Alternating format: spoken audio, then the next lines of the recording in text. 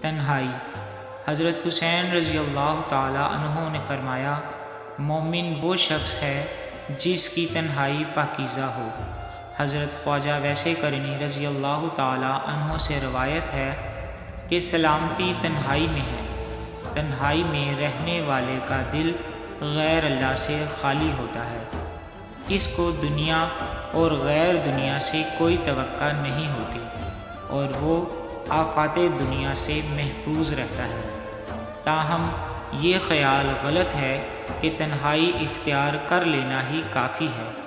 جب تک ابلیس کا دل پر غلبہ ہو اور نفسانی خواہشات کا زور ہو، اس صورت میں تنہائی نہیں رہے گی بلکہ ہلاکت کا باعث بن جائے گی۔ حقیقی خلوت یہ ہے کہ صاحب خلوت عین مجلس میں ہو یا تنہائی میں، وہ اپنے رب کی یاد سے دستبردار نہ ہو۔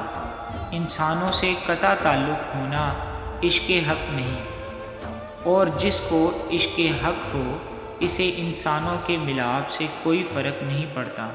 البتہ انسانی مواست میل جول عشق حق کے راستے میں حائل ہوتی ہے، اور انسانی مواست میں گرفتار شخص عشق حقیقت سے بے خبر ہوتا ہے۔